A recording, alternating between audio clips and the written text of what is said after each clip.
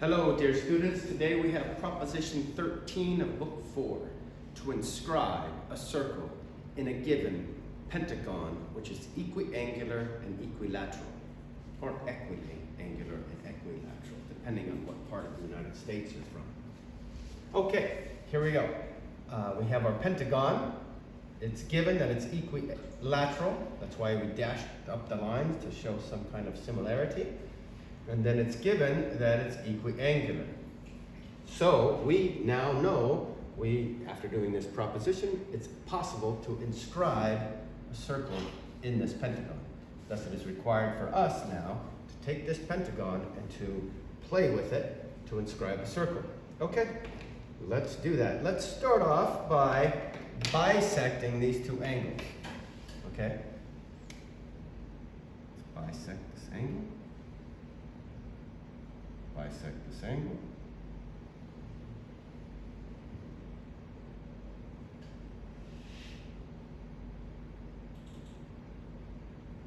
And we know that these two lines are going to meet because we have two straight lines, a line falling on two straight lines, creating interior angles less than two right angles. This plus this is less than two right angles. For if not, we never would have had a pentagon in the first place. When we bisect this line, we know this is at least less than a right angle. Otherwise, that would have been a straight line. Okay? So because we have a straight line falling upon two straight lines, creating interior angles less than two right angles, we know they're going to meet in that direction. Great, so let them meet here. Now, from this point where they meet, let's connect these points on the pentagon.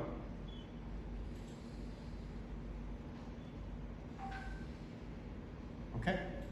Great.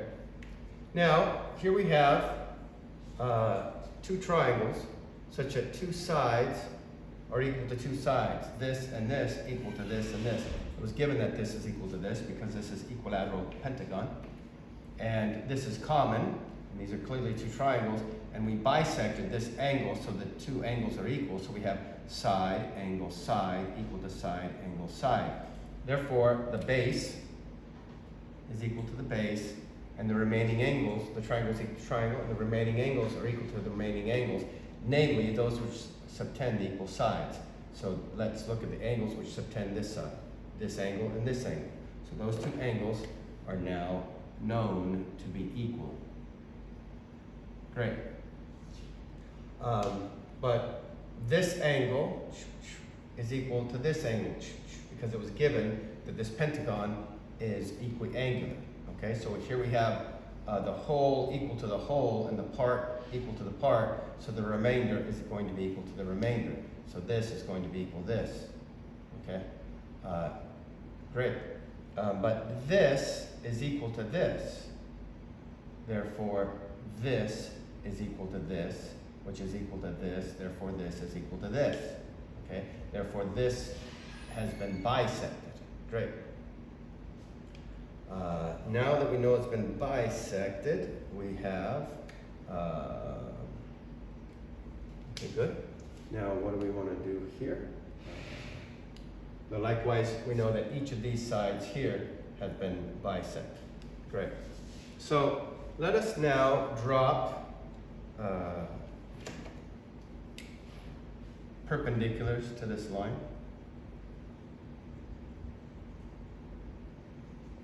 Perpendiculars to this line, perpendicular to this line, perpendicular to this line, and a perpendicular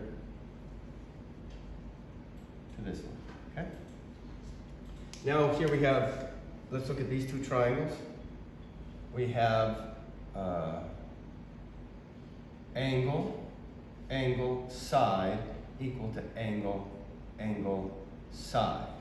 So then we therefore know we can use angle, angle, side, and we have the triangles equal to triangles and remaining angles equal to the remaining angles.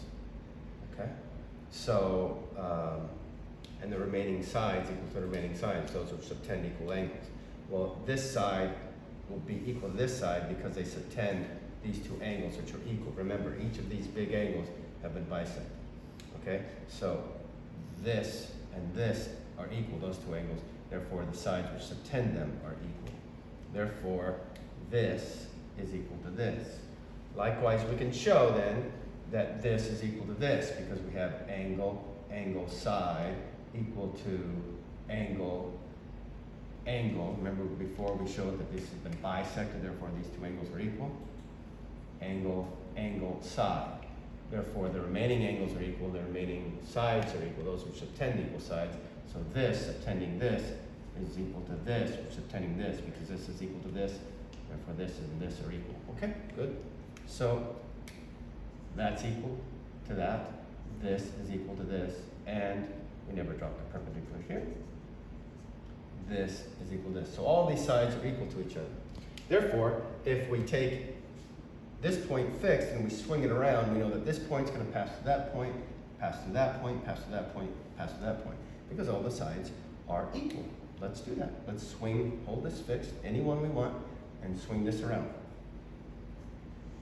Going to pass through that line, that terminus, going to pass through that terminus, it's going to pass through that terminus, pass through that terminus, and it's going to pass to that terminus. Great. So this is clearly a circle, and now we need to show that it touches each of these sides and not cuts them, okay? For if it were, here we have a perpendicular, here we have a diameter, half of a diameter, and a line drawn at it at right angles, diameter of a circle, and a line drawn at right angles. And we showed in the past that when you, from a circle and the diameter, you draw a line at right angles, it does not cut the circle. It does not pass through the circle in any way. It only touches that circle. So this line touches this circle. This line touches this circle, the same circle. This line touches, touches, touches. Okay? So a circle touching each side of the pentagon. Therefore, it has been inscribed in that pentagon, which is equiangular and equilateral. Therefore, we have shown that it is possible, given a pentagon, which is equiangular and equilateral, it is possible to inscribe a circle in that pentagon. Quod erat faciendo. Thank you. Bye.